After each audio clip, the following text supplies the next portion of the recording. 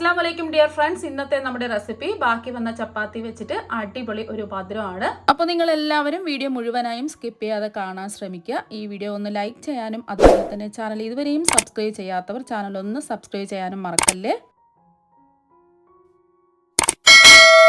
ഇപ്പം ഞാൻ ബാക്കി വന്ന 3 ചപ്പാത്തി എടുത്തിട്ടുണ്ട്. ഇനി ചൂടായി കിടക്കുന്ന ഒരു പാനിൽ ഒരു ചപ്പാത്തി ഇട്ട് കൊടുക്കാം.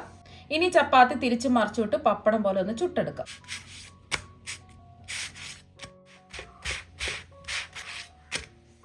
ഫ്ലെയിം മീഡിയം ഫ്ലെയിം വേണം വെക്കാൻ വേണ്ടിയിട്ട്. ഫ്ലെയിം കൂട്ടിയിടരുത്, എന്നാൽ പിന്നെ ചപ്പാത്തി മുഴുവൻ കരിഞ്ഞു പോവും. ഈ ഒരു രീതിക്ക് വേണം ചുട്ടെടുക്കാൻ.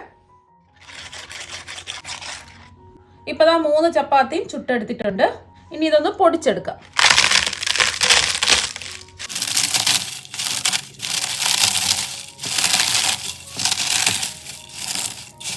ഇപ്പോൾ 3 ചപ്പാത്തിയും പൊടിച്ചെടുത്തിട്ടുണ്ട്. ഇനി പൊടിച്ചെടുത്ത ചപ്പാത്തി മിക്സിയിലെ ചെറിയ ജാറിൽ ഇട്ട് കൊടുക്കാം. ഇനി ഇത് നല്ലതുപോലെ ഒന്ന് പൊടിച്ചെടുക്കാം. ഈ ഒരു രീതിക്ക് വേണം പൊടിച്ചെടുക്കാൻ വേണ്ടിയിട്ട്. ഇനി പൊടിച്ചെടുത്ത ചപ്പാത്തി ഒന്ന് അരിച്ചെടുക്കാം. ചപ്പാത്തിയുടെ ചെറിയ ചെറിയ പീസുകളൊക്കെ ഉണ്ടെങ്കിൽ പോയി കിട്ടുന്നതിന് വേണ്ടിയിട്ടാണ്.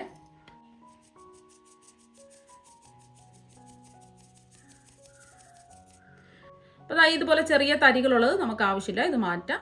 ഇപ്പം ഞാൻ അര കപ്പിൻ്റെ അളവ് കപ്പ് എടുത്തിട്ടുണ്ട്. ഇനി നമുക്ക് പൊടിച്ച ചപ്പാത്തി ഒന്ന് അളന്ന് നോക്കാം.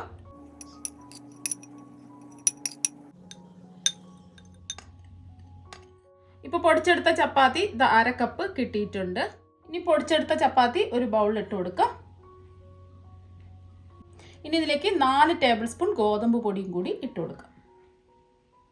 ഇനി രണ്ടും കൂടി ഒന്ന് മിക്സ് ചെയ്തെടുക്കാം.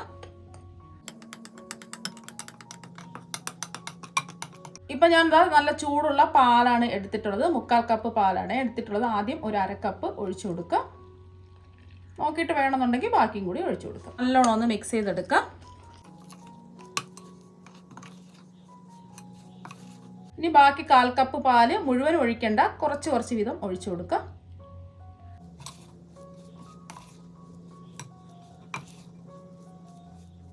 1/4 കപ്പ് പാലെടുത്തതിൽ 2 ടേബിൾ സ്പൂൺ പാല് ബാക്കി വന്നിട്ടുണ്ട്. ഇതിൻ്റെ ആവശ്യമില്ല. മാവ് നല്ല സോഫ്റ്റ് ആയിട്ട് കിട്ടിയിട്ടുണ്ട്.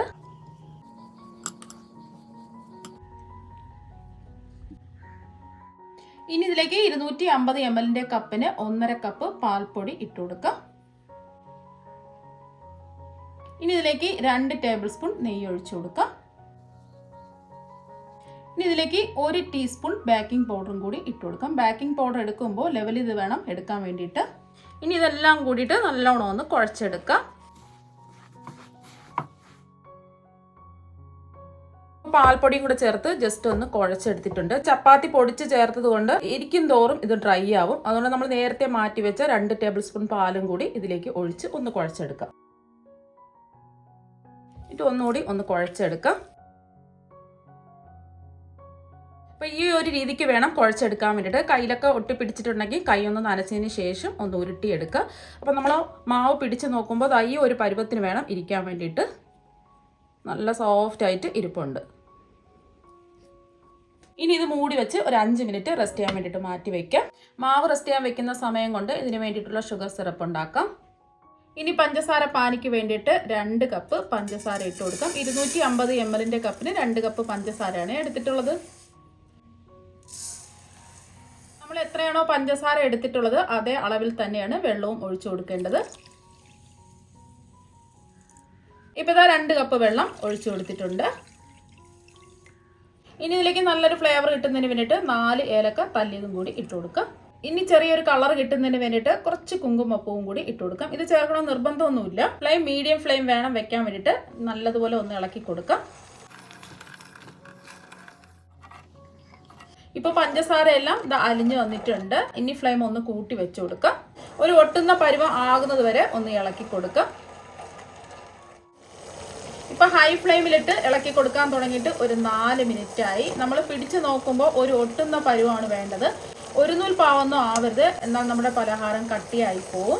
നമ്മളിങ്ങനെ പിടിച്ച് നോക്കുമ്പോൾ ഒട്ടുന്ന ഒരു പരുവമാണ് വേണ്ടത്. ഇനി ഫ്ലെയിം ഓഫാക്കി ഇത് മാറ്റി വെക്കാം. ഷുഗർ സിറപ്പ് ഉണ്ടാക്കാൻ എടുത്ത സമയം മാത്രമേ മാവ് റെസ്റ്റ് ചെയ്യാൻ വെച്ചിട്ടുള്ളൂ. കയ്യിൽ കുറച്ച് നെയ്യ് തടവിന് ശേഷം ചെറിയ ചെറിയ ഉരുളകളാക്കി എടുക്കാം. ഇപ്പോൾ ദാ ഉരുട്ടി എടുത്തിട്ടുണ്ട്. ഇതുപോലെ വിള്ളലുകളൊന്നും ഇല്ലാതെ വേണം ഉരുട്ടിയെടുക്കാൻ. അഥവാ വിള്ളലുകൾ ഉണ്ടെങ്കിൽ നമ്മൾ ഫ്രൈ ചെയ്തെടുക്കുമ്പോൾ പൊടിഞ്ഞു പോകും. ബാക്കിയെല്ലാം ഇതുപോലെ തന്നെ ഉരുട്ടിയെടുക്കാം. ഇപ്പോൾ എല്ലാം എന്താ ചെറിയ ചെറിയ ഉരുളകളാക്കി ഉരുട്ടിയെടുത്തിട്ടുണ്ട്. ഉരുട്ടിയെടുക്കുമ്പോൾ വിള്ളലുകൾ വരികയാണെന്നുണ്ടെങ്കിൽ കയ്യിൽ കുറച്ച് നെയ്യ് പുരട്ടിയതിന് ശേഷം നല്ലതുപോലെ ഒന്ന് ഉരുട്ടിയെടുത്താൽ മതി. വിള്ളലൊക്കെ മാറിക്കിട്ടും. ഇപ്പം ഞാൻ ദാ ഇതുപോലെ ചെറിയ ചെറിയ ഉരുളകളാക്കിയാണ് ഉരുട്ടിയെടുത്തത്. ഇത് ഫ്രൈ ചെയ്ത് വരുമ്പോൾ കുറച്ചും കൂടെ വലുതായി വരും. ഇനി ഇത് ഫ്രൈ ചെയ്തെടുക്കുന്നതിന് വേണ്ടിയിട്ട് കുറച്ച് ഓയിലൊന്ന് ഇതാ ചൂടാക്കാൻ വെച്ചിട്ടുണ്ട്. ഓയിലങ്ങ് ഒരുപാട് ചൂടാവാൻ പാടില്ല, ഒരു മീഡിയം ചൂട് മാത്രമേ ആവാൻ പാടുള്ളൂ. ഇനി ഓരോന്നോരോന്നായിട്ട് ഇട്ട് കൊടുക്കാം. ഒരുപാട് ഇടരുത്, കുറച്ച് കുറച്ച് വീതം ഇട്ട് വേണം ഇത് ഫ്രൈ ചെയ്തെടുക്കാൻ വേണ്ടിയിട്ട്. അതുപോലെ തന്നെ ഇതുപോലെ ഒന്ന് ഇളക്കി കൊടുത്തുകൊണ്ടേ ഇരിക്കുക. അല്ലെങ്കിൽ അടി പിടിച്ചിട്ട് ഇത് പാൽപ്പൊടി ആയതുകൊണ്ട് പെട്ടെന്ന് തന്നെ കരിഞ്ഞു പോകും. ഫ്ലെയിം കൂട്ടി ഇടരുത്, എന്നാൽ പിന്നെ ഇതിൻ്റെ അകമൊന്നും വെന്ത് കിട്ടില്ല. പെട്ടെന്ന് കളറൊക്കെ മാറി ഒരു ബ്രൗൺ കളറായി പോകും. അതുകൊണ്ട് ഫ്ലെയിം കുറച്ചിട്ടിട്ട് വേണം ഇതുപോലെ ഒന്ന് സ്പൂൺ വെച്ച് ആക്കി എല്ലാം ഒരു ഗോൾഡൻ നിറം ആവുന്നത് വരെ ഫ്രൈ ചെയ്തെടുക്കണം.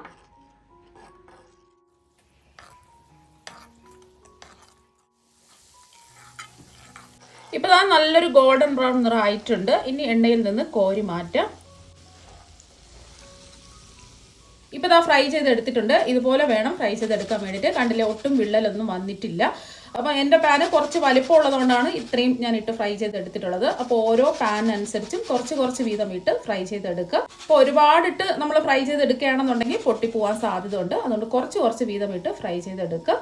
ഇതുപോലെ തന്നെ ബാക്കിയിരിക്കുന്നതും ഫ്രൈ ചെയ്തെടുക്കുക.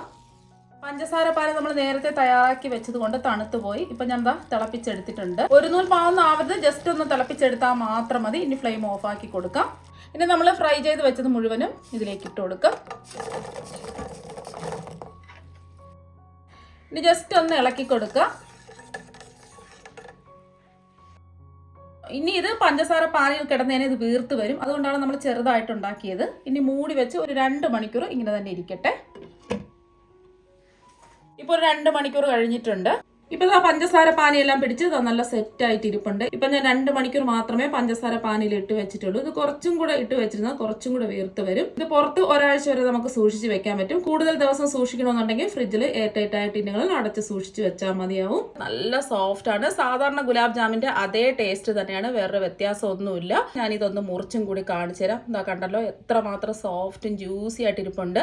അപ്പോൾ നിങ്ങൾ എല്ലാവരും ഇതുപോലെ ഒന്ന് ട്രൈ ചെയ്ത് നോക്കുക. തീർച്ചയായും നിങ്ങൾക്ക് എല്ലാവർക്കും ഇഷ്ടപ്പെടും. അപ്പോൾ നമുക്ക് മറ്റൊരു വെറൈറ്റി ഡിഷുമായിട്ട് വീണ്ടും കാണാം. താങ്ക്